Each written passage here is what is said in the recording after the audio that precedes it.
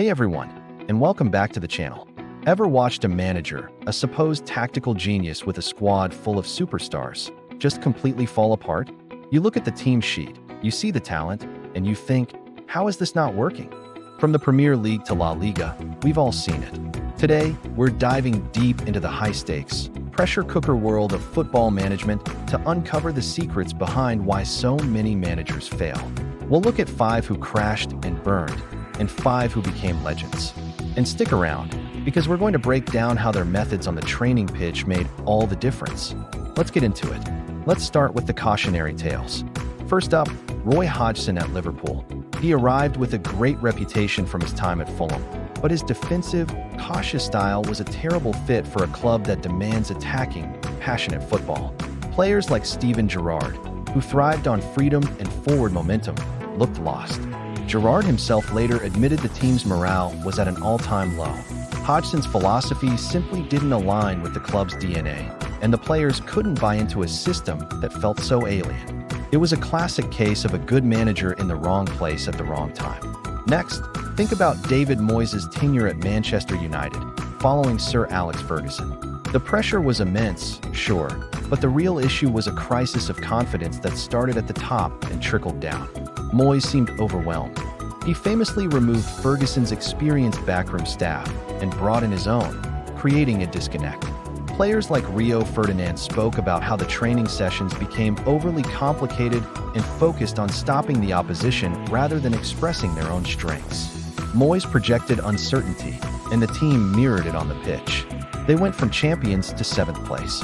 It shows that inheriting a winning team means nothing if you can't command the respect and belief of the dressing room. Then there's the story of Andre Villas-Boas at Chelsea. He was hailed as the next Mourinho, but his approach was rigid and uncompromising.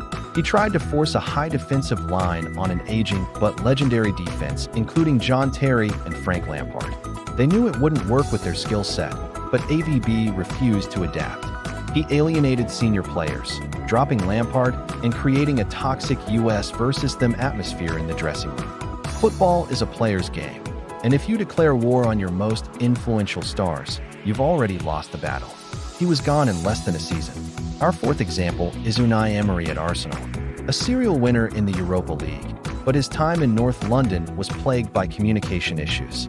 Players reportedly struggled to understand his complex tactical instructions, and his public interviews often left fans and journalists confused. Key player Aaron Ramsey was allowed to leave, and there was a sense that Emery couldn't clearly articulate his vision.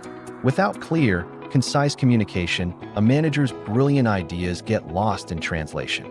The players can't execute a plan they don't fully understand. Finally, we have Frank de Boer at Crystal Palace. 77 days. For league games, 0 goals scored. A historic failure. De Boer was a disciple of the Dutch total football philosophy and tried to implement a possession-based system with a squad built for counter-attacking and direct play. He had players like Wilfried Zaha and Christian Ventig, who are brilliant in transition, but he asked them to play a slow, patient game they weren't suited for. He didn't assess the tools he had. He just tried to force his preferred system onto them. It was a disaster, proving that a manager must adapt to their players, not the other way around. So what's the common thread here? A mismatch of philosophy, a crisis of confidence, poor man management, communication barriers, and a refusal to adapt. It's a recipe for disaster. But hold on, it's not all doom and gloom. For every manager who fails, there's one who builds an empire. Let's talk about the legends, the ones who got it right. Then we have Jurgen Klopp at Liverpool. When he arrived, he famously said he wanted to turn doubters into believers. And he did. He didn't just bring a tactic, the gegenpressing. He brought an identity. His energy was infectious. Players like Jordan Henderson transformed under him, becoming a world-class captain. Henderson often talks about how Klopp's belief in the squad was unwavering, even after losing finals. Klopp built a family, a collective where every player felt valued and would run through a brick wall for him. That emotional connection is pure magic. Let's not forget the incredible story of Carlo Ancelotti. He's the ultimate man manager. He's won the Champions League with different clubs in different eras. Why? Because he treats superstars like people. He builds genuine relationships. Cristiano Ronaldo has called him a big bear, praising his calm, supportive nature. Ancelotti gives his star players the freedom to be themselves within a tactical framework. He trusts them. That trust empowers players to take responsibility and deliver when it matters most. He manages egos by showing respect, not by trying to crush them. Finally, a true club builder, Mauricio Pochettino at Tottenham. While he didn't win a trophy there, his success was undeniable. He took a squad of young, promising players and turned them into world beaters. Harry Kane, Dele Alli, Son Heung-min, they all reached new heights under him. Kane credits Poch for transforming his fitness and mentality. His training sessions were notoriously tough, but they built an incredible physical and mental resilience in the squad. Pochettino fostered a deep sense of togetherness and a belief that they could challenge anyone. He built a team that was greater than the sum of its parts. So, what do these 5 legends teach us? It's about being adaptable like Ferguson, creating belief like Klopp, demanding excellence like Guardiola, building trust like Ancelotti, and developing players like Pochettino. It's the human element. Now, let's go behind the scenes to the training ground. This is where success and failure are born. The failing managers often have sessions that are either confusing, like Emery's, or misaligned with the players' skills, like De Boer's. Players go onto the pitch on Saturday feeling unprepared or playing a role that doesn't fit. They practice playing one way all week, but their instincts scream to do something else. That hesitation is fatal in a fast-paced game. On the flip side, the successful managers create training environments that are purposeful and empowering. Klopp's sessions are high energy, constantly rehearsing the rapid transitions of his gegenpressing, so it becomes second nature. Pep's rondos aren't just a warm-up, they're a masterclass in passing, movement, and spatial awareness.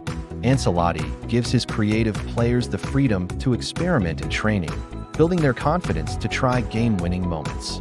And Ferguson's practices were always competitive, always intense, ensuring that the winning mentality was drilled into the players every single day. The training ground under a great manager is a laboratory for success, where the team's identity is forged. So why do managers fail? It's rarely about a lack of tactical knowledge. It's about a failure of leadership. They fail to connect, to inspire, to adapt, and to communicate. They lose the dressing room not because of a bad result, but because they lose the players' trust and belief. The greatest managers are more than just strategists. They are architects of culture, mentors, and masters of human psychology. They understand that you don't just manage a team, you lead people. What do you guys think? Which managerial failure was the most painful to watch? And which legendary manager is your favorite? Let me know down in the comments below. I read every single one. If you enjoyed this deep dive, make sure to hit that like button and subscribe to the channel for more content just like this. Thanks for watching, and I'll see you in the next one.